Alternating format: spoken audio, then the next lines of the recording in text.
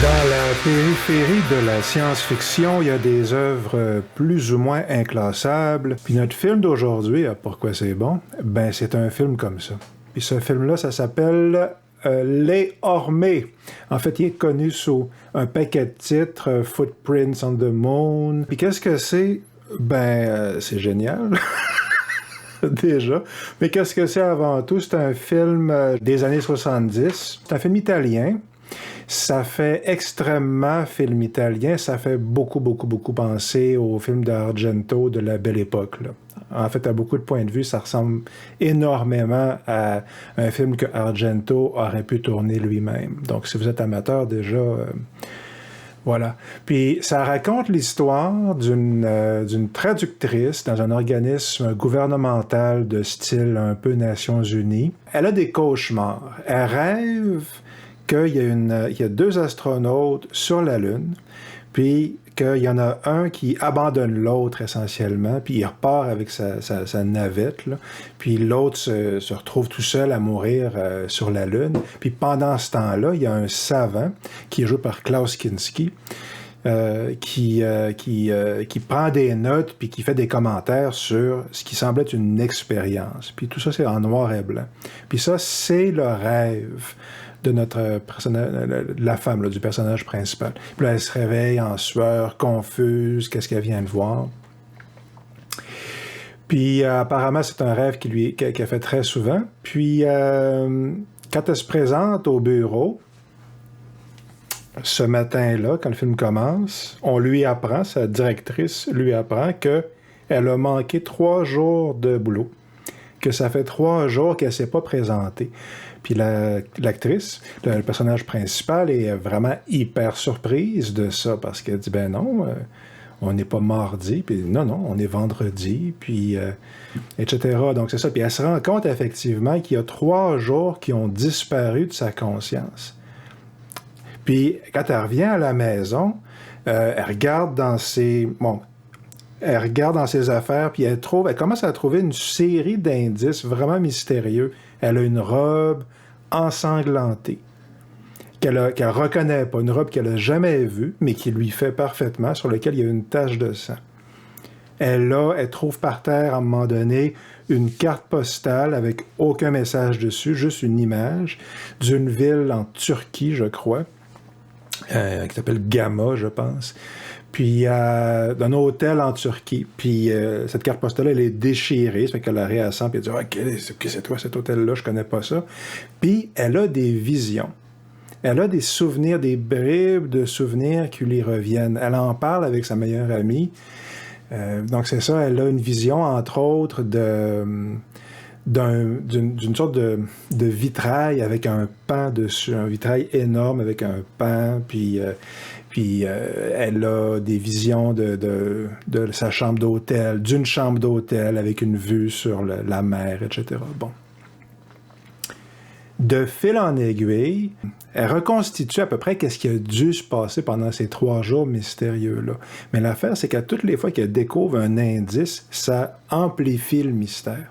Plutôt que de résoudre des choses, de rajouter de l'information, la nouvelle information qu'elle reçoit ne fait que compliquer encore plus la situation.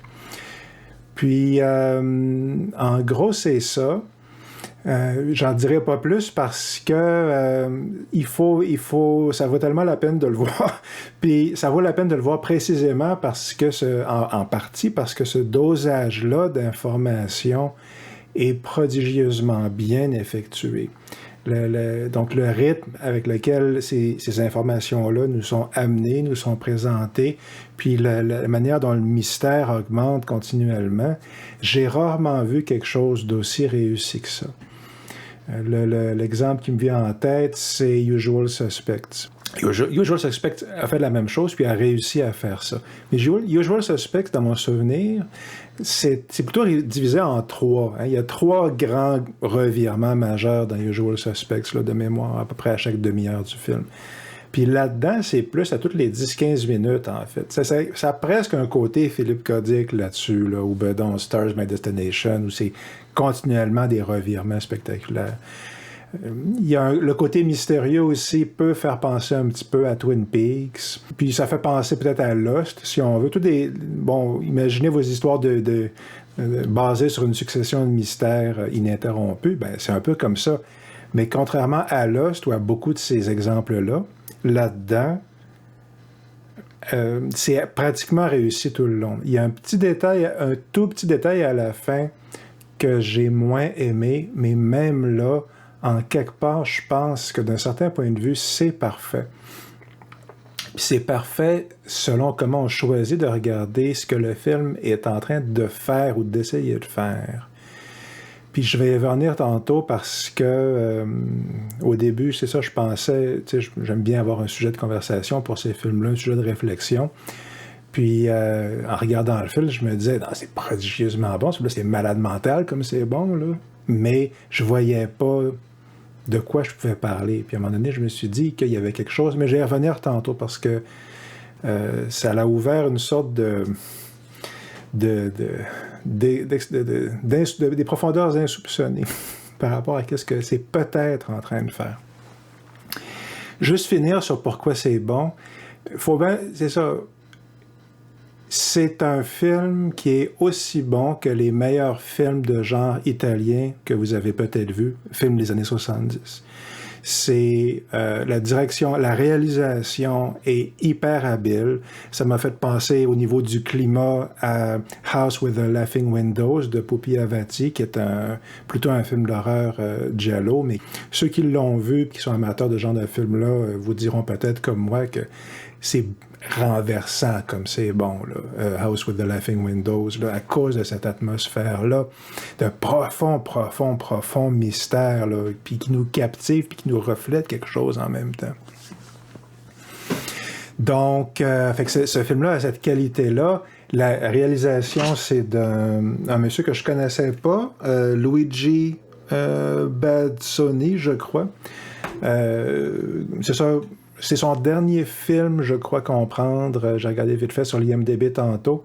Il est surtout connu, ou il est notamment connu pour ce film-là, mais pour The Fifth Chord avec Franco Nero, un suspense qui est supposé être très, très, très bon. Suspense italien, évidemment. Puis que je n'ai pas vu encore, mais qui a l'air très bon. Ben, monsieur, c'est ça, Bazzoni, je pense que c'est ça son nom. C'est un grand réalisateur, là. Il l'a. Puis, la réalisation photo, elle est signée de... J'en parle pas souvent, mais elle est signée de Vittorio Storaro. Puis... c'est un gars... La réalisation photo, c'est du gars qui a fait, la direction photo sur Apocalypse Now. Le gars qui est responsable des images d'Apocalypse Now, du Dernier Empereur, de Dick Tracy, puis d'un Argento, justement, qui est l'oiseau au plumage de cristal. Donc, c'est un grand artiste visuel. Les images sont malades mentales. Tout est beau, tout est hyper atmosphérique. Donc, puis la musique, je rajoute là-dessus, la musique, je connais pas le réalisateur non plus, je pense que c'est un Nicolas Piovani, j'ai pas vérifié, il a probablement fait plein d'autres films super bons, d'autres très bonnes trames sonores, mais sa trame sonore là-dedans, dès le début, c'est la première affaire que j'ai notée. Là. Le film commence, 3 premières secondes du film, puis t'as l'image avec la lune, puis la fusée qui atterrit, puis la musique, puis j'ai noté tout de suite, la musique est super bonne. Fait qu'il y a tous ces éléments-là.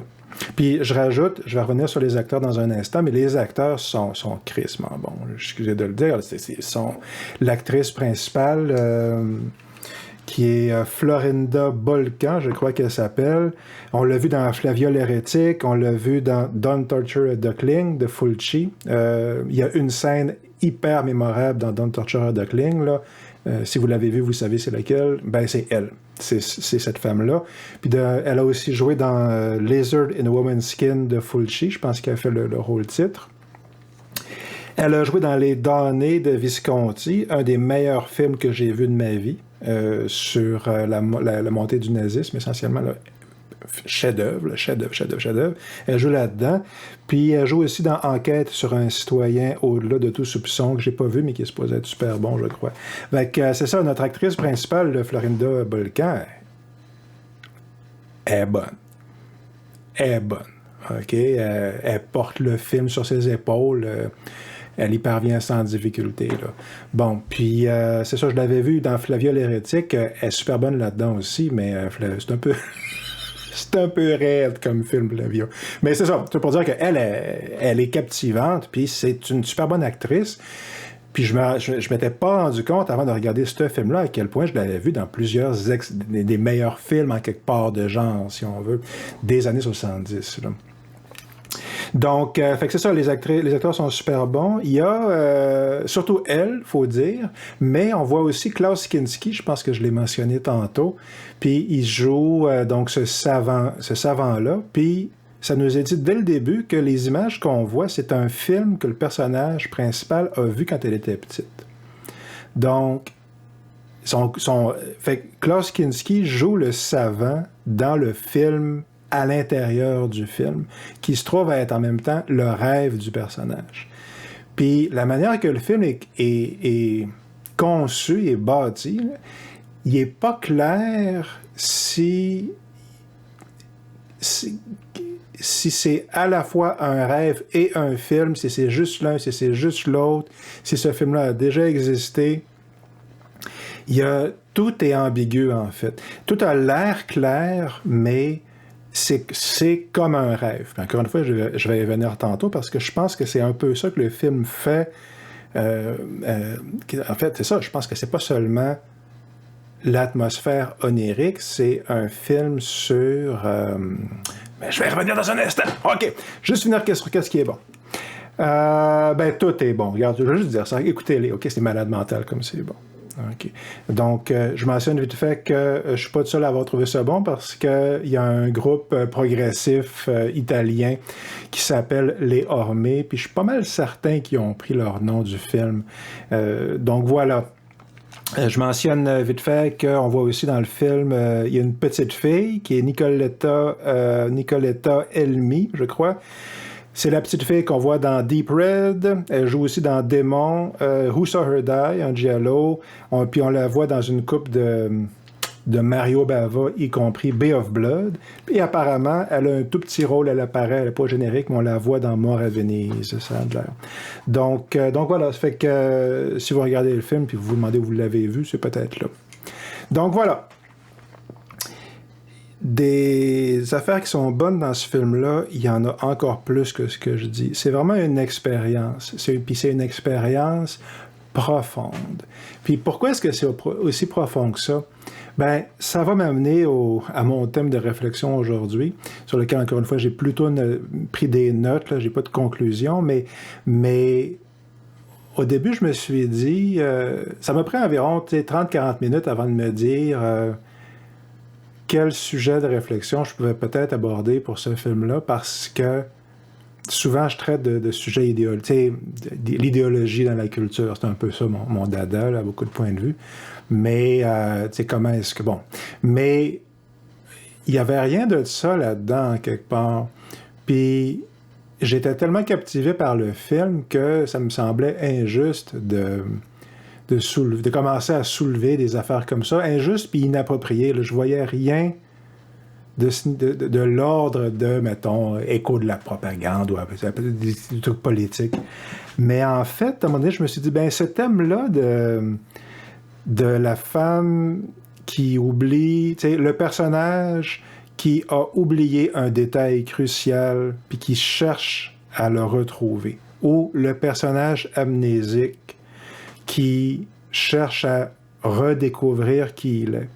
C'est un lieu commun hyper fréquent, hyper classique du suspense, du film de science-fiction. On a ça dans les Bourne Identity, c'est ça la prémisse. Il y a, je pense à Who, là, spontanément, avec Elliot Gould, là, parce que, bon, peu importe, là, c'est un film espionnage, science-fiction, mais si vous cherchez des exemples, vous allez en trouver autant comme autant. Autant au niveau de j'ai oublié quelque chose de mon identité que simplement j'ai oublié un détail de quelque chose, puis je cherche à m'en souvenir. ce qu'on a hyper fréquemment dans les Argento, entre autres, notamment Deep Red. Bon. Puis là, je me suis dit, si ça revient aussi souvent dans les œuvres d'art, dans les films, qu'est-ce que ça pourrait évoquer? Pourquoi est-ce que ça revient aussi souvent que ça? Une question. Puis je me suis dit, peut-être que c'est parce qu'il y a quelque chose dans notre psyché que ça interpelle. Puis c'est là que quand on commence à regarder ça, ça devient intéressant. Ça devient parce que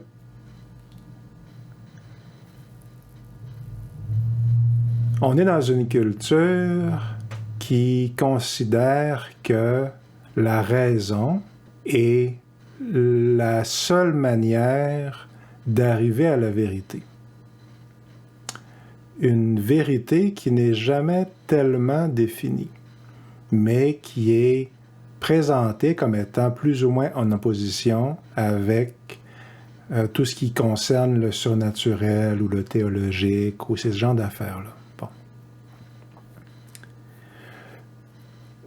Et on considère, nous, dans notre vie à tous les jours, qu'on est rationnel, qu'on est motivé par la raison, puis qu'on est dans une société dont les bases sont rationnelles.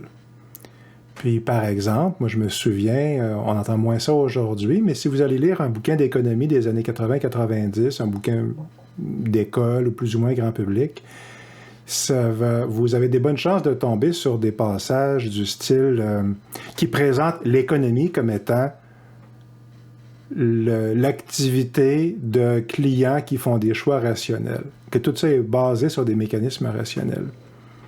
Puis, donc, moi, même à l'époque, ça m'apparaissait pas vrai, ça m'apparaissait un pur énoncé, un acte de foi de dire ça, bon, mais donc irrationnel, mais le fait est que j'ai raison ou que j'ai tort, dans la culture, c'est ça, si on regarde, on a l'idée qu'on n'est pas guidé par notre côté irrationnel. Puis, quand on commence à se poser cette question-là, on touche aux questions les plus fondamentales de l'existence elle-même. Puis, ce que je veux dire par là, c'est que c'est pas vrai. Non seulement pas vrai, mais c'est facilement démontrable qu'on est dans l'erreur par rapport à ça. Puis, je le dis pas pour présenter mon opinion à moi, mais je vais vous référer à Carl Jung. Quand j'ai commencé à me dire peut-être que le film est en train de parler de tout ça, okay, peut-être que le film est en train de présenter le dialogue, parce que c'est ça, de quoi est-ce que le personnage est en train d'essayer de se souvenir? Bon, on a une femme qui essaie de se rappeler de quelque chose. Puis je me suis dit, est-ce qu'on peut lire le film comme une métaphore, par exemple, de la recherche de vérité du style aletheia, justement la vérité philosophique de base, là, de se rappeler de notre nature fondamentale, donc, quelle qu'elle soit, okay, par l'introspection ou par la philosophie, quelque chose comme ça. Puis on remarque que tous ces concepts-là sont hyper vagues, de la manière que j'en parle. Puis je pense qu'ils sont hyper vagues précisément parce que dans notre culture, on a perdu de vue les outils qui étaient utilisés dans l'Antiquité ou même plus récemment pour parler de ça. Je pense qu'on a essentiellement refoulé l'irrationnel. C'est ça, c'est mon hypothèse. Puis pour anticiper sur mon propos, en tout cas, c'est ça. Quand on refoule quelque chose, il revient. C'est ça. Si tu refoules l'irrationnel, il va se présenter partout dans ta vie. C'est comme n'importe quoi que tu refoules. Regardez le monde autour de nous présentement. Est-ce qu'il vous apparaît rationnel? Il dit qu'il l'est. Qui est rationnel de nos jours? Qui vous apparaît bien ancré et sain d'esprit par rapport à ce qu'il dit aujourd'hui, là, vraiment, là. OK. Bon, mais c'est ça. Et J'étais en train de me poser ce genre de questions-là, parce que moi, c'est le genre de questions qui m'intéressent. C'est le genre de questions qui m'interpellent profondément, profondément, profondément. Moi, je pense que c'est des questions fondamentales de l'existence. Bon, telles qu'on est capable de se les poser, en tout cas à ce stade-ci de notre évolution. Mais j'étais en train de me dire, est-ce qu'on peut lire le film de cette manière-là sans abuser? À quel point est-ce que c'est juste projeter des affaires par rapport? Ce qui se fait, incidemment, Maurice Blanchot le faisait en littérature, dans mes souvenirs. C'est très sympathique, tant qu'on sait que c'est ça qu'on fait, mais j'étais en train de me poser ce genre de questions-là, puis le film se met à parler de... Alors, il se met à parler de moutons. Puis, la femme, le personnage principal, parle de Perceval. On avait un mouton quand j'étais petit, qu'elle dit, puis elle parle à un des personnages, là, un gars. Elle retrouve un gars à un moment donné qui est comme son amour d'adolescent, son premier grand amour, sa première aventure sexuelle. Puis elle renoue contact avec lui, puis elle mentionne quand elle était petite que, c'est ça, ils avaient un mouton qu'ils appelaient Perceval. Puis la petite fille qu'on voit tout le long, qui joue dans Deep Red, là, ben, la petite fille est tout le temps en train de chanter Baba Black Sheep, qui est la version anglaise de Ah, vous dirais-je, maman. Okay. La pièce de Mozart, là. Non, non, non, non, non, non. Bon, en anglais, c'est Baba Black Sheep, les paroles qui sont utilisées. Puis ça a l'air de rien, sauf que Perceval, c'est lui qui trouve le Saint Graal. Alors, le mouton est une figure alchimique. Je suis allé vérifier, j'ai un dictionnaire d'alchimie à la maison. Celui-ci, là, un dictionnaire mytho-hermétique de 1758 ou quelque chose comme ça. Ouais, c'est ça, 1758. Puis, là, c'est juste pour vous dire, là, OK, le film, à mon avis, je ne sais pas s'il fait par exprès pour poser ces questions-là, mais elles sont dans le film. Je pense que c'est par exprès. Mais le fait est que, même si c'est purement un addon, c'est dans le film. Alors, c'est ça. Le mouton, l'agneau, est un des noms de la matière que les vrais chimistes, donc les alchimistes, emploient pour faire la pierre philosophale. Quand cette matière a passé par les différentes préparations requises pour la purifier de ses parties hétérogènes, on lui donne quelquefois le nom d'agneau sans tache. Bon, ben déjà, il faut voir que l'alchimie, OK, dans la culture populaire, on imagine que les alchimistes étaient les premiers chimistes qui ont éventuellement donné la chimie, comme avec mélanger des substances, là, comme ce qu'on a aujourd'hui, là, pour fabriquer du colorant pour nos Smarties, là, ce genre de chimie-là. Mais il en parle là-dedans, puis allez voir n'importe quel traité d'alchimie de l'époque, puis ils vont toujours vous dire que ce type-là d'alchimistes qui donnent la chimie d'aujourd'hui ne sont pas les vrais alchimistes. Ceux qui cherchent à faire de l'or physique ne sont en aucun cas les vrais alchimistes. Puis la matière dont ils parlent, ce n'est pas ça. Puis c'est mélangeant en alchimie parce qu'ils sont tout le temps en train de parler d'objets physiques ils disent qu'ils manipulent des poudres puis des objets comme ça, mais la substance dont ils parlent, c'est la psyché de l'être humain. Puis le mariage alchimique dont il est question, les fameuses nulles alchimiques, okay, qu'est-ce que c'est? C'est la jonction de la raison, du rationnel et de l'irrationnel, qui symboliquement sont présentés comme étant le principe féminin et le principe masculin. Juste au niveau mythologique, c'est ça que c'est. Okay? Donc, fait que notre personnage de femme dans le film, puis le premier 20 minutes du film, à part les rêves, les visions qu'elle a, le premier 20 minutes, c'est juste des femmes qui sont mises en scène essentiellement. Son patron, c'est une femme, etc.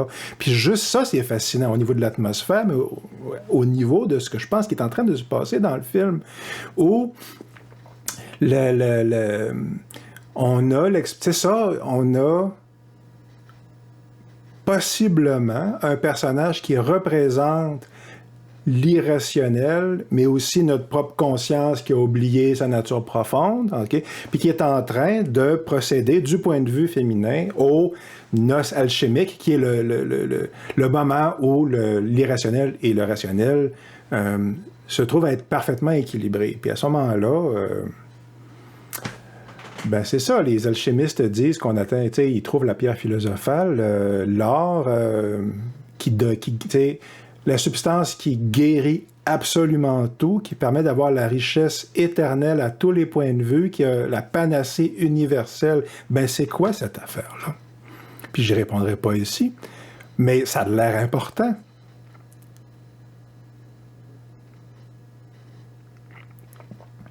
Puis voilà, donc, OK, le pan, c'est ça juste pour dire que dans mon petit dictionnaire alchimique ici, oiseau consacré à Junon, cette fable est une allégorie de l'état de la matière de l'œuvre au moment où les couleurs de la queue du pan se manifestent sur sa superficie.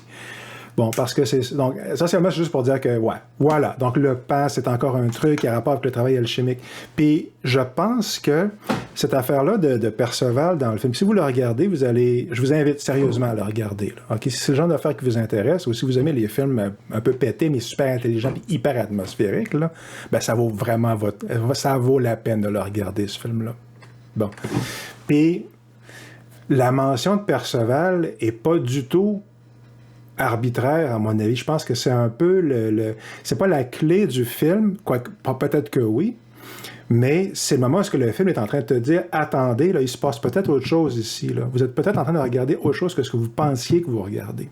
Okay? » Puis la raison, c'est que je suis allé... Là, c'est bon. Alors, l'autre jour, je me suis acheté, n'est-ce pas, The Wasteland de T.S. Eliot, qui est un poème... supposément emblématique de la condition de la modernité, un poème anglo-saxon, que j'ai pas compris du tout. Puis c'est supposé être super bon, mais j'ai rien compris. Puis j'ai regardé dans les notes, et dans les notes, on m'apprend qu'apparemment, c'est truffé de références à ce livre-ci, que j'ai commandé sur Amazon, qui est From Ritual to Romance, de Jesse L. Weston, qui est une explication, une sorte de, c'est ça, de diégèse, là, une sorte de, c'est ça, une lecture mythologique du conte du Graal, OK. Puis, j'ai donc lu un petit extrait d'un apparemment bouquin qui a eu beaucoup d'influence, puis Perceval, c'est lui qui trouve le Saint Graal dans certaines versions de l'histoire, mais c'est aussi celui qui échoue dans sa mission dans d'autres versions de l'histoire. Puis, dans les versions de l'histoire qui sont présentées du Graal, OK, puis à mon avis, c'est lié directement avec le film. Indirectement, mais directement avec Léa, mais avec le film. Ben, c'est ça. Le principe dans les versions de l'histoire du Graal dont parle Mme Weston ici, c'est que le roi est malade et pour guérir le roi et le royaume, il faut trouver le Graal. Donc la quête du Graal, là-dedans, c'est pour guérir le roi. Puis parce que le roi est malade, son royaume est dévasté. Hein? The Wasteland. C'est ça que ça veut dire. Puis c'est une référence à ça. Puis T.S. Eliot, c'est ça. Donc T.S. Eliot écrit ça en commentaire, comme commentaire sur la modernité. Bon, ben déjà, je dois mentionner qu'on est dans un empire britannique, OK, anglo-américain. Puis c'est pas trivial, OK? C'est pas trivial, c'est leur schéma de pensée dans lequel on baigne à la journée longue, OK? Présentement, en ce qui nous concerne, le roi, c'est eux autres, OK? Mais le mal qui affecte le roi affecte tout le royaume, OK? Puis je sais bien qu'il y a des nuances, là, mais quand quelqu'un domine, OK, ses bons côtés comme ses mauvais côtés se retrouvent reflétés dans tout ce qu'il domine. Okay, dans une entreprise, si le patron est colérique, tout le monde est colérique. Là, si vous voyez ce que je veux dire. Là, OK, bon, peu importe, OK? Mais j'ai l'impression que ce qu'on peut peut-être deviner là-dedans, c'est comme c'est comme si la psyché collective, puis là, c'est pas juste britannique en vérité, ou américain, là, parce qu'on a ça dans notre film italien, mais c'est comme si la psyché collective de, certainement, l'être humain occidental se disait, il y a quelque chose dans notre royaume qui est dévasté, qui est brisé, parce qu'il y a quelque chose qui est... Il manque il y a un élément, mais on ne sait pas c'est quoi. Puis c'est ça le Graal, voyez-vous? OK? Puis, OK, ben qu'est-ce que c'est? Puis dans ces histoires-là, il faut voir que, puis dans toutes les histoires en vérité, dans n'importe quelle histoire qu'on lit, même si c'est la Bible, excusez de le dire, là, le héros, c'est toi, là. C'est toujours toi. Puis tous les autres personnages, c'est toi, puis le royaume, c'est toi. Tout est une manifestation de la psyché du lecteur ou du spectateur. OK. Donc, à ce moment-là, si effectivement c'est ça, ben, le Graal, le trésor suprême, la fin de toutes les quêtes, OK? Puis un mot qui veut rien dire, en plus, que personne ne sait qu'est-ce qu'il veut dire, mais le Graal est un équivalent de la pierre philosophale, essentiellement. C'est ça, c'est le but suprême de la quête. OK? Puis cette quête-là, c'est la résolution du clivage fondamental, puis le clivage fondamental qui détruit le royaume. Puis ce clivage-là, qu'est-ce que c'est? Ben, c'est le clivage entre le féminin et le masculin, puis le rationnel et l'irrationnel. C'est ça que je pense que le film est en train d'exprimer. Puis j'ai l'impression que ça s'exprime de 1000 millions de manières dans plein d'œuvres, de toute façon, qui ne pensent pas qu'elles sont en train de faire ça. Ça limite dans les romans harlequins. Il y a quelque part où ça exprime la quête du féminin pour le masculin. Il y a une raison pour laquelle ça se vend autant, là.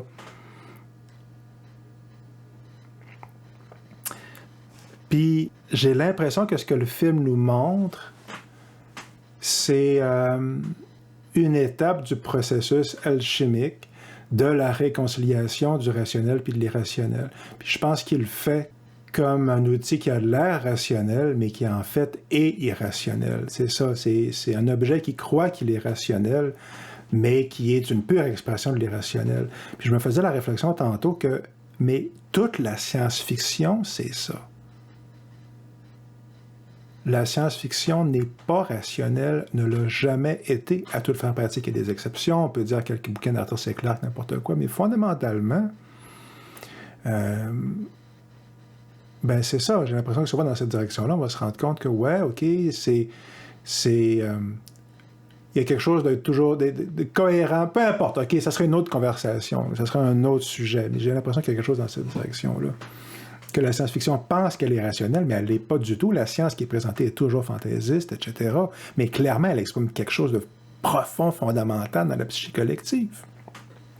C'est le grand genre du 20e siècle. Il y a beaucoup de pas vu ça, puis le western. Mais bon, bref. Ça fait que, juste pour finir, donc, je finis sur Léa Ormé. Vous en connaissez-tu beaucoup, vous, des films qui vous font poser ce genre de questions-là? Ben ça, c'en est un. OK? Puis, c'est ça, au début, quand je me suis posé la question sur est-ce que l'oubli, c'est le rapport, est-ce que c'est une métaphore sur l'éveil ou les trucs kabbalistiques ou peu importe, ben, au début, franchement, je me suis dit, tu sais, quand j'ai commencé à me dire ça en regardant le film, c'est ça, je pensais que j'abusais. Mais c'est déconcertant à quel point le film fonctionne à ce niveau-là. Puis le fait que ça commence puis ça finisse avec la Lune. Puis, ben, la Lune, c'est, encore une fois, dans mon dictionnaire mythologique, alchimique, ben, la Lune, c'est Isis. Puis Isis, c'est le principe féminin fondamental, le mystère toujours mystérieux, mais qui cherche à se dévoiler, mais qui reste toujours mystère en même temps. Le fait est que ces questions-là, là, je finis là-dessus. Okay? On dit que c'est pas scientifique parce que notre discours sur la science, c'est que tout ce qui est irrationnel n'est pas scientifique. Mais je crois pouvoir dire, parce que le principe de la science, c'est l'expérimentation, puis t'as une hypothèse, t'as vérifié sur le terrain, puis bon... ben, Carl Jung est tout le temps... Il l'a fait, là. OK? Puis il l'a documenté. Puis... Le travail sur la psyché. Puis il n'est pas tout seul, c'est juste que lui, il l'a fait d'une manière plus scientifique. Puis la conclusion, à beaucoup de points de vue, c'est l'être humain n'est pas rationnel. Pas entièrement, en tout cas. Pas plus que 50%, ça, c'est certain. Puis tout ce qui demeure refoulé dans l'inconscient, OK? Donc, puis ça serait quoi le lien entre l'inconscient et le rationnel? Il faudrait regarder ça, mais c'est ça qui domine nos vies. OK? Ça, c'est scientifique.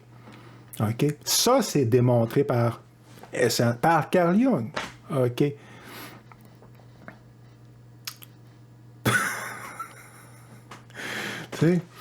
Donc, pas mal plus que pas mal des affaires qu'on des affaires qu'on croit être hyper scientifiques puis qu'ils ne sont pas pantoute par rapport à des affaires, notre interprétation de l'évolution, par exemple. Je ne dis pas la théorie au complet de Darwin, mais ce qu'on pense qu'est la théorie de Darwin ou par rapport à l'économie ou par rapport à... Commencez à regarder dans n'importe quelle direction, vous allez voir que nos croyances ne sont pas rationnelles. Elles prétendent l'être. OK? C'est ça. Puis bien souvent, les conflits commencent quand quelqu'un te dit, te rappelle ça, parce que notre système nerveux aime pas ça, ça l'inquiète. Bon, fait que là je m'étends, mais ça, c'est des pistes, moi, que je trouve fondamentales. Puis Chris, ce film-là fait ça. Ce film-là soulève ces questions-là. Puis parce qu'il y a l'affaire de Pan, puis l'affaire de Mouton, puis l'affaire de Ci, puis de Perceval, puis bon, il y a une scène de baise, là, à un moment donné, mais à le moment qu'elle arrive, je me dis, Chris, là, c'est les noces alchimiques, tabarnak, tu sais. C'est dans le film. C'est pas possible de l'affirmer péremptoirement sans l'ombre d'un doute, parce que rien qui est dans l'irrationnel ne peut être affirmé de cette manière-là. Justement. Tout dans l'irrationnel est contradictoire, complètement vrai, complètement faux, parcellaire, etc. Puis le film... Voilà. Bon. J'allais dire le film est comme ça, mais c'est pas vrai. Là. Le film est plus... Il est à la fois cohérent. Ben, peu importe, vous le regarderez, là. Okay, là, je commence à me perdre, là, je vais arrêter là, mais c'est bon. C'est bon, puis je pense que c'est important. Puis même si ces questions-là vous intéressent pas, je pense que l'aura du film est tellement mystérieuse et profonde que ça va marcher pareil.